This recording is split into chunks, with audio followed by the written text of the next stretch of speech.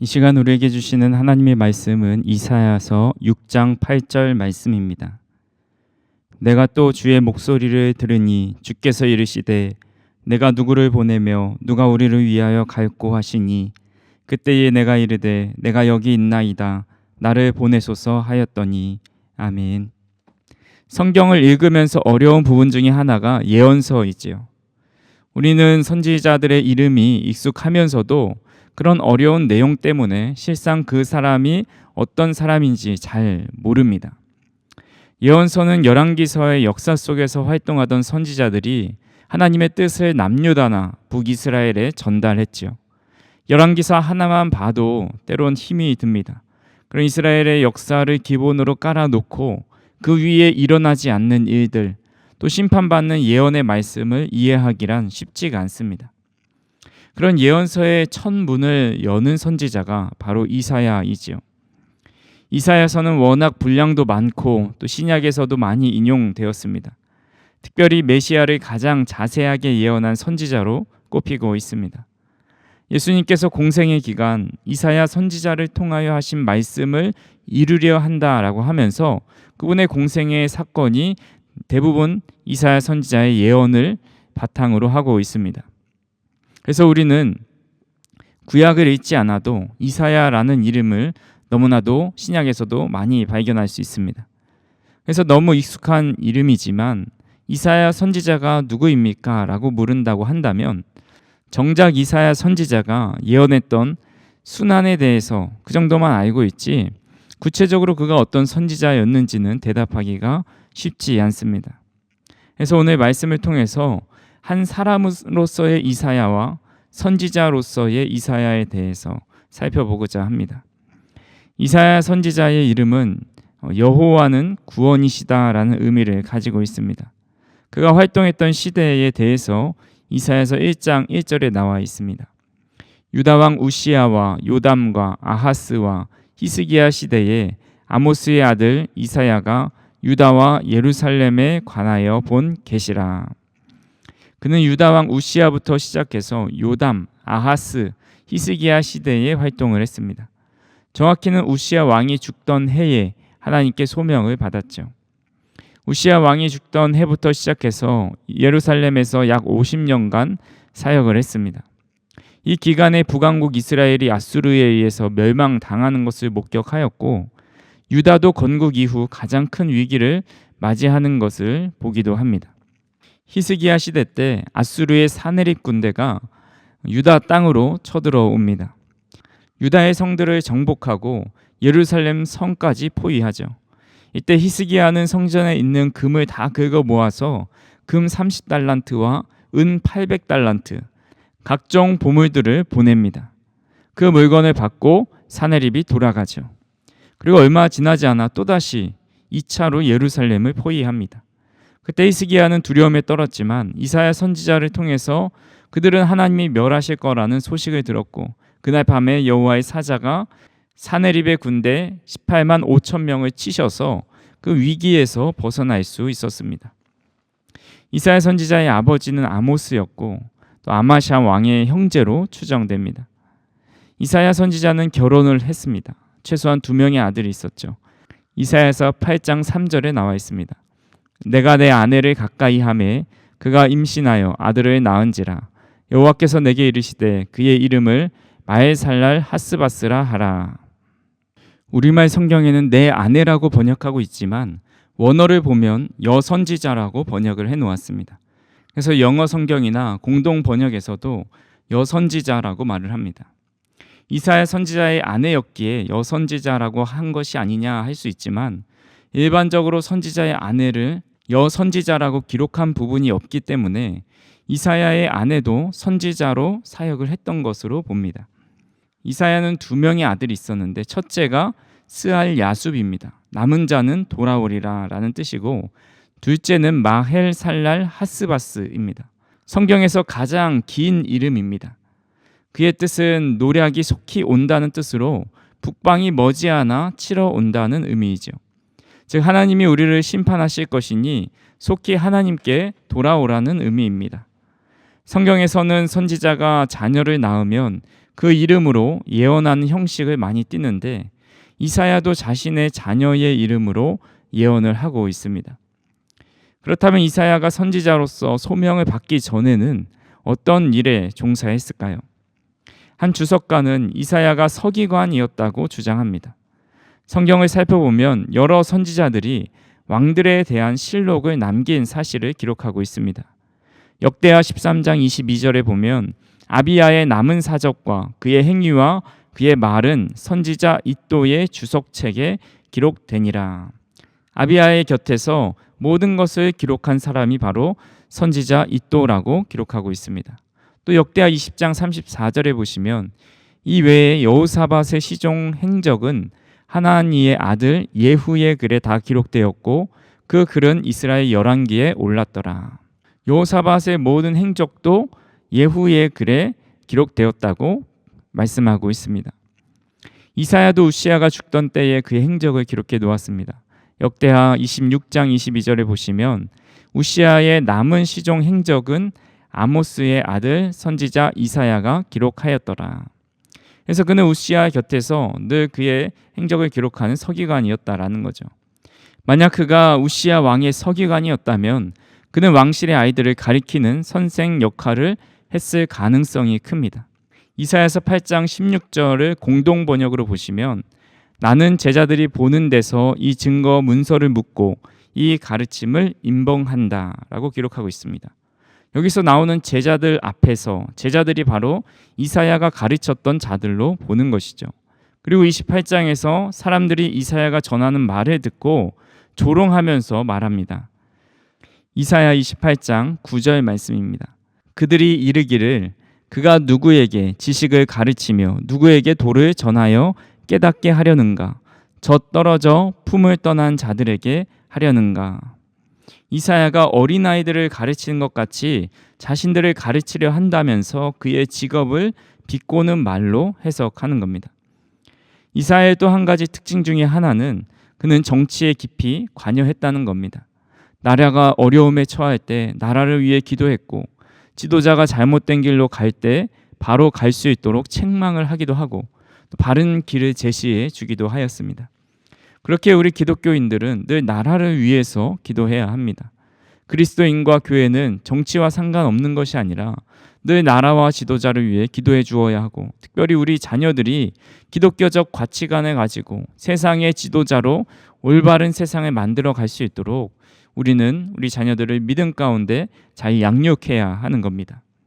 이스라엘 역사를 통해 보듯이 정말 믿음 가운데 바로 선 지도자 한 명이 나라를 지키고 굳세게 만드는 것처럼 우리는 이미 정계로 나가기엔 좀 늦었다 할지라도 우리 자녀들이 믿음 가운데 잘 성장하고 그런 지도자가 되어서 우리 나라를 하나님이 기뻐하시는 나라가 되도록 도와주는 역할을 우리 믿는 부모들이 그리고 교회가 해줘야겠다라는 생각을 이사야 선지자를 통해서 하게 됩니다. 그렇게 나라와 민족을 위해 헌신하다가 유대의 가장 악한 왕이었던 므낫세가 즉위하면서 순교한 것으로 봅니다. 탈무드와 이사야의 승천기라는 위경에서 보면 동일하게 므낫세가 이사야를 톱으로 잘라 죽였다는 기록이 있습니다. 히브리서 11장에 보면 믿음의 사람들에 대해서 열거합니다. 11장 37절에 보시면 믿음의 사람들이 시련을 당하면서 톱에 잘려 순교한 사람에 대해 언급하고 있습니다. 오늘날까지 알려진 유대인들의 전승 중에서 톱에 잘려 순교한 구약 인물은 이사야가 유일하다는 점에서 이 말이 상당히 설득력이 있는 것이죠. 그렇다면 이사야 선지자가 만난 하나님은 어떤 하나님이시고 또 이사야는 어떤 반응을 보였는지 선지자 이사야에 대해서 알아보겠습니다. 이사야 선지자가 부르심을 받을 때 그는 환상을 봅니다. 이사야 6장 1절에서 2절입니다.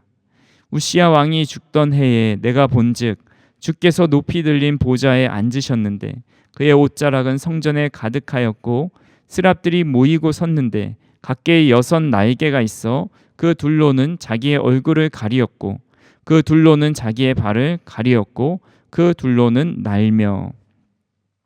당시 우시야 왕은 유다의 국제적 위상을 올렸고 또 내부적으로도 엄청난 경제 부흥을 안겨준 훌륭한 정치인이었습니다. 그는 신앙적으로도 훌륭했습니다. 하지만 나중에 교만해져서 제사장의 사역을 탐했다가 나병에 걸려서 비참한 죽음을 맞이합니다. 그가 그렇게 비참한 죽음을 맞이했지만 그의 죽음으로 인해서 나라 전체가 크게 혼란스러워합니다. 그때 하나님께서는 이사야를 통해 자신의 모습을 보여주십니다. 주님께서는 높이 들린 보좌에 앉으셨고 그의 옷자락은 성전에 가득합니다.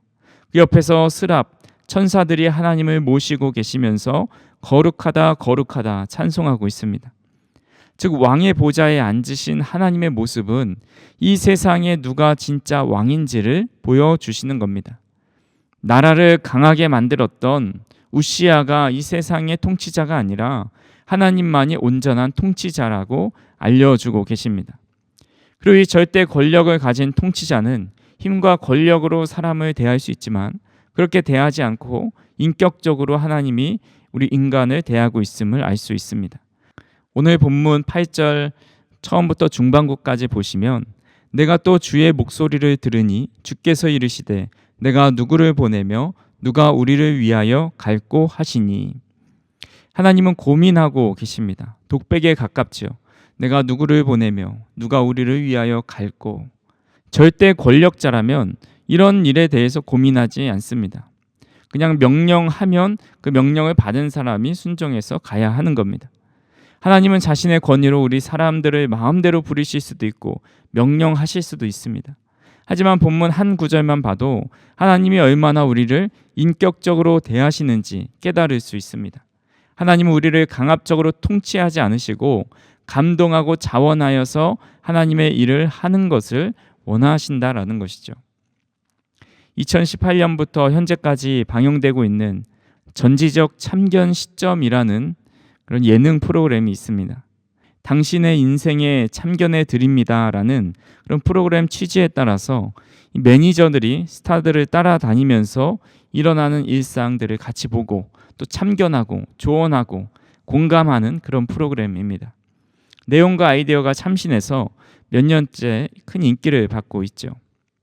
이 프로그램이 인기 있고 사랑받는 이유 중에 하나는 20대 젊은 매니저들이 어떤 숙련된 그런 매니저 일을 하는 것보다 서툴더라도 항상 성실하게 자신의 일을 주도적으로 하는 것에 많은 사람들이 감동을 합니다. 스스로 일을 찾아서 하고 자신이 서포트하고 있는 연예인의 필요를 따라서 그때그때 잘 맞춰줍니다. 그런데 이렇게 열심히 일하는 매니저들의 특징이 있습니다. 그것은 연예인이 자신의 매니저를 존중하고 먼저 그들의 의견을 물어보고 여러 가지를 챙겨준다는 겁니다. 즉 갑과 을의 관계, 고용주와 고용인의 관계가 아니라 한 명의 사람으로, 사람 대 사람으로 대하는 것을 보게 됩니다. 때론 동생처럼, 때론 가장 친한 친구처럼, 때론 조언을 구하는 상담자처럼 대하고 있습니다. 매니저들은 그렇게 자신을 존중해주는 연예인들을 그저 월급을 주는 상사로 여기지 않고 그들도 형이나 누나나 또 친구로 서로 마음을 주고받는 그런 관계로 대합니다. 그러면 지금 그 연예인이 무엇이 불편한지, 무엇이 필요한지 표정과 행동만 보고도 알아차리고 잽싸게 챙겨주는 모습을 봅니다. 반대로 자신의 부하 직원을 함부로 대하는 모습에 많은 사람들이 분노했던 적이 있습니다. 한 정치인이 해외 일정을 마치고 공항에서 나오는데 그를 마중 나온 보좌진의 얼굴을 쳐다보지도 않고 바퀴 달린 캐리어를 밀어서 전달했습니다. 농구나 축구 같은 스포츠에서 보면 정면을 주시하거나 또 반대편을 보면서 공을 던지는 그런 행위를 노룩 패스라고 합니다. 이 의원이 마치 노룩 패스하는 것 같이 보여서 캐리어 노룩 패스라고 이름을 지었습니다. 당시 네티즌들은 상대방에 대한 최소한의 예의도 갖추지 않았다고 많은 질타를 받고 외신에까지 보도된 적이 있습니다. 이를 놓고 기자회견까지 하였는데 한 기자가 왜 그렇게 한 것입니까? 라고 질문을 했을 때 의원은 보좌관이 보여서 밀어서 전달한 건데 그게 무슨 문제가 있냐고 대답합니다. 덧붙여서 왜 이런 질문에 내가 해명해야 되는지 모르겠다고 말을 합니다. 틀린 말은 아니지요. 상사가 부하 직원에게 공손하게 무엇인가를 건넬 의무는 없습니다. 그 위치에서 그 정도 행하는 것은 사실 아무것도 아닐 수도 있습니다. 자신이 가진 권력으로 더 힘든 일을 수행하라 해도 해야 합니다. 만약 하나님이 대스타이시고 최고의 권력자이시라면 우리 인간에게 명령을 하다라고 그 명령에 불복하면 멸하실 수 있을 만한 권한과 위치에 있으십니다. 같은 사람과 사람 사이에는 인권이 존재하지만 하나님과 사람 사이에는 하나님 편에서 인권을 논할 수 없는 겁니다. 우리가 작은 벼룩을 향해서 벼룩의 인권을 따지지 않는 것처럼 먼지만도 못한 우리가 하나님 앞에 인권을 요구할 수가 없다라는 거죠. 하지만 하나님은 우리 인간을 향해서 인격적으로 대하십니다. 자신의 권세와 능력으로 우리를 강압하지 않으십니다. 하나님께서 모세를 부르실 때 그는 5번이나 거절했습니다. 한두 번은 참아줄 수 있어도 5번이나 거절하는 것은 존중하기가 참 쉽지 않습니다. 우리가 자녀들을 볼 때도 한두 번 얘기했는데 계속 못한다 하고 안 한다고 막 그러면 큰 소리가 나갑니다. 직원들을 향해서 몇 번 얘기해도 고쳐지지 않으면 나중에 진급심사에 안 좋게 보고서를 올립니다. 하지만 하나님은 모세를 끝까지 참으시죠. 이스라엘 백성도 그 큰 기적을 경험하고 광야에 나왔는데 얼마나 하나님의 말씀에 불순종합니까? 하나님이 오죽하셨으면 저들을 멸하고 다시 시작할까 말씀하시지만 모세의 중보로 그 뜻을 거두시면서 그들을 끝까지 가나안 땅에 이를 때까지 참아 주십니다.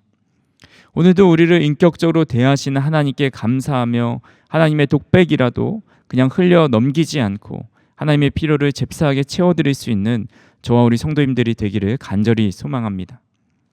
이사야는 하나님의 독백과 같은 말씀을 듣고 어떻게 반응을 합니까? 본문 6절입니다. 내가 또 주의 목소리를 들으니 주께서 이르시되 내가 누구를 보내며 누가 우리를 위하여 갈꼬 하시니 그때에 내가 이르되 내가 여기 있나이다 나를 보내소서 하였더니. 아멘. 이사야는 하나님으로부터 직접 명령을 받은 것이 아닙니다. 하나님의 독백을 듣고 자원하고 있습니다. 대체로 선지자들이 하나님께 소명을 받으면 안 가겠다고 하죠. 심하면 요나처럼 반대로 도망치기도 합니다. 하지만 이사야는 하나님의 직접적인 명령이 아닌 독백을 듣고도 스스로 가기를 청합니다. 하나님을 향해 매우 적극적인 자세를 취하고 있는 거죠. 저와 우리 성도님들도 내가 여기 있나이다 나를 보내소서라고 적극적으로 응답할 수 있기를 간절히 소망합니다. 지난주에 자동차 수리를 할 일이 있어서 카센터에 다녀온 적이 있습니다. 그 카센터 사장님은 제가 전에 섬기던 교회 안수 집사님이셔서 차를 수리하는 동안 이런저런 이야기를 같이 차를 마시면서 했습니다. 작은 동네 카센터가 아니어서 그 집사님께 직원 수가 얼마나 되는지 여쭤보니 한 50여 명 된다고 합니다.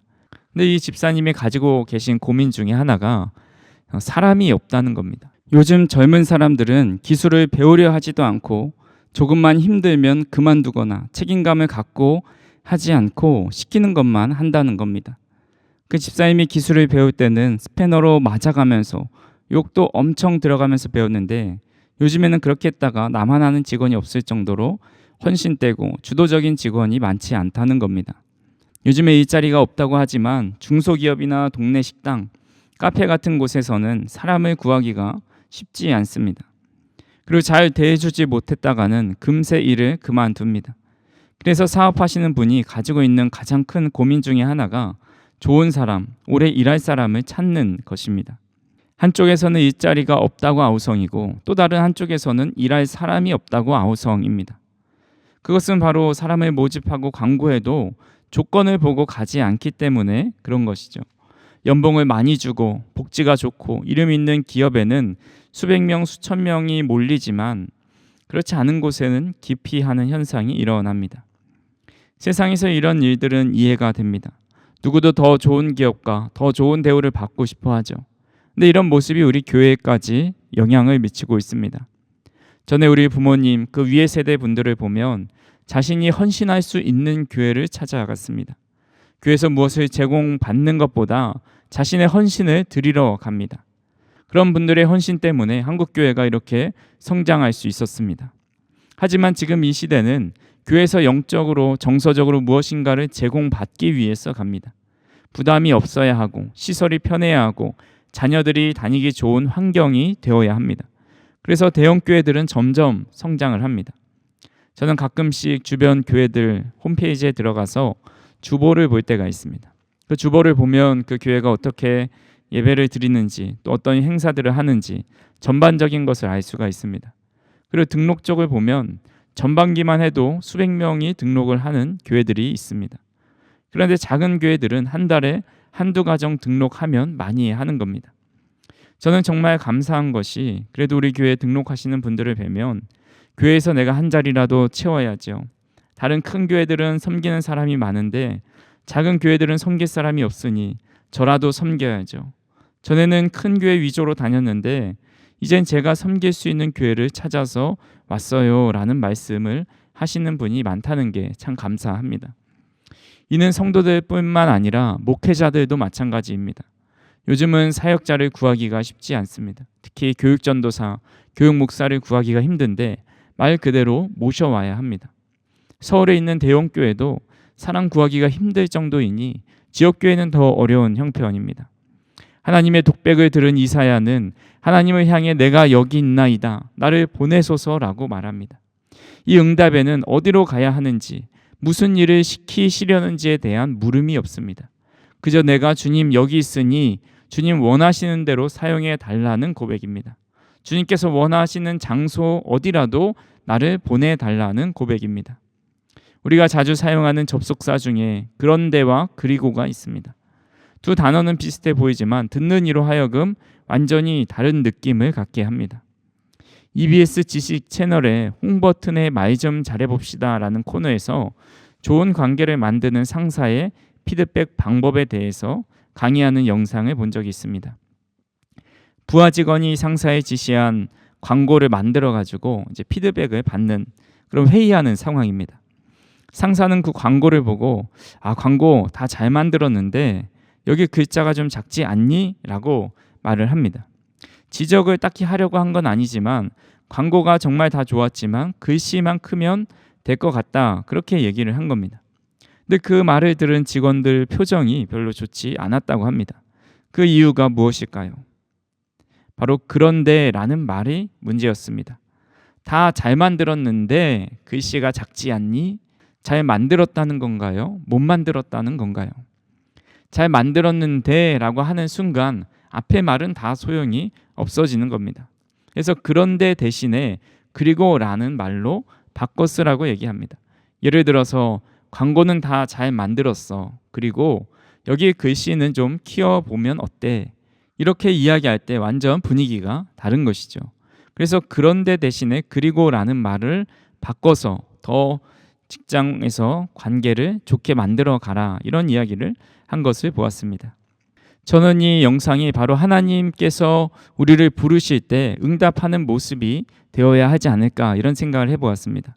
우리 하나님께서 우리를 부르실 때 주님 제가 여기 있습니다, 저를 보내소서. 그런데 어디로 가야 합니까? 그것은 좀 어렵겠는데요. 그런데 어떤 일을 해야 합니까? 그 일은 좀 저랑 안 맞는 것 같은데요. 그렇게 말하고 있을 때가 있다라는 거죠. 하나님과의 관계를 잘 맺기 위해서 우리는 그런데보다 그리고로 한번 바꿔보자는 겁니다. 이사야는 하나님의 독백을 듣고 자신이 어디로 나가든지 상관없이 자신을 보내달라고 하면서 그리고 그 일을 감당할 수 있는 능력을 달라 말하고 있습니다. 우리도 하나님 앞에 응답할 때 하나님 내가 여기 있습니다, 나를 보내소서. 그리고 하나님이 무슨 일을 시키려든지 저는 그것에 순종할 수 있기를 원합니다, 간절히 바라는 마음으로 우리가 주님의 말씀에 응답할 수 있기를 간절히 소망합니다. 마지막으로 이사야가 하나님으로부터 받은 소명은 무엇일까요? 본문 9절에서 10절에 나와 있습니다. 여호와께서 이르시되 가서 이 백성에게 이르기를 너희가 듣기는 들어도 깨닫지 못할 것이요 보기는 보아도 알지 못하리라 하여 이 백성의 마음을 둔하게 하며 그들의 귀가 막히고 그들의 눈이 감기게 하라. 염려하건대 그들이 눈으로 보고 귀로 듣고 마음으로 깨닫고 다시 돌아와 고침을 받을까 하노라 하시기로. 하나님은 이사야 선지자에게 가서 전하라고 말씀합니다. 근데 그 전하는 말씀은 그들이 들어도 깨달음이 없는 메시지, 보아도 알지 못하는 메시지, 회개하고 주님께 돌아오는 것을 방해하는 메시지를 전하라고 합니다. 그래서 이사야는 평생 사람들의 귀를 막고 마음을 닫게 하는 설교를 함으로써 듣는 이들이 회개하지 못하게 합니다. 선지자가 매번 이런 이야기를 전하면 사람들은 좋아할 리 없습니다. 자신을 지지해 주는 사람도 없습니다. 그런 스스로를 보면서 이렇게 말합니다. 이사야서 49장 4절입니다. 그러나 나는 말하기를 내가 헛되이 수고하였으며 무익하게 공연히 내 힘을 다하였다 하였도다. 참으로 나에 대한 판단이 여호와께 있고 나의 보응이 나의 하나님께 있느니라. 세상에 보기에 사람들의 인정을 받지 못하였기에 헛되이 수고하고 무익하게 공연히 내 힘을 다한 것으로 보입니다. 하지만 하나님은 자신을 알아주시고 자신의 품삯을 셈하여 주신다고 고백하고 있습니다.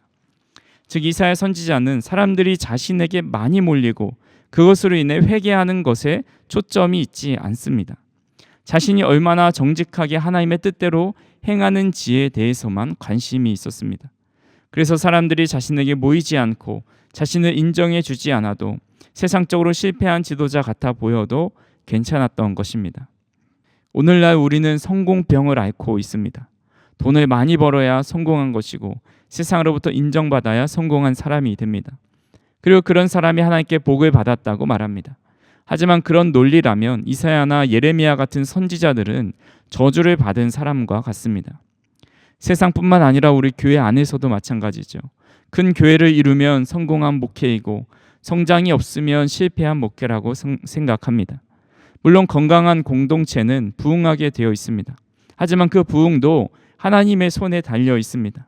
우리 교회의 성공은 많은 사람이 몰려드는 것이 아니라 우리 한 사람 한 사람이 건강한 신앙인으로 자라게 하는 것이 바로 성공입니다. 하나님의 뜻대로 온전히 순종하는 사람이 얼마나 많은지가 우리 교회의 성공 여부라는 겁니다.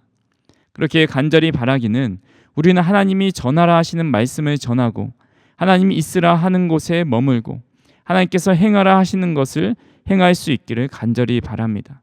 그것이 세상의 성공과 멀어진다 할지라도 우리가 생각하는 소명이 아니다 할지라도 하나님의 뜻이 분명하다면 그 뜻대로 순종으로 응답하며 살아가는 것이 성공임을 믿으실 수 있기를 간절히 바랍니다. 오늘 우리는 이사야라는 사람에 대해서 그리고 이사야 선지자에 대해서 살펴보았습니다. 이사야 선지자는 인격적으로 대하시는 하나님께 기쁘게 자원하여 응답하였습니다. 그리고 그 부르심이 어떤 일인지 중요하게 생각하지 않았습니다. 하나님께서 말씀하신 그 말씀이 중요했고 자신이 어떤 형편에 거하게 될지 상관치 않고 그 말씀에 그대로 순종하였습니다.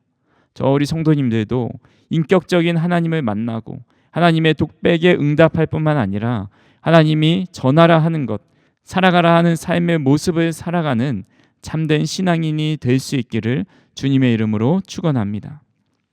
사랑과 은혜가 풍성하신 하나님, 어려운 시대 속에서도 우리를 보살펴 주시고 늘 인격적으로 우리를 대해 주시니 감사합니다. 하나님의 작은 음성에도 귀를 기울이고 그 음성에 응답할 수 있는 우리 모두가 되게 하여 주옵소서. 오늘도 맡겨주신 자리에서 하나님의 말씀에 온전히 순종하는 성공한 인생을 살아가게 하여 주옵소서. 예수님의 이름으로 기도하옵나이다. 아멘.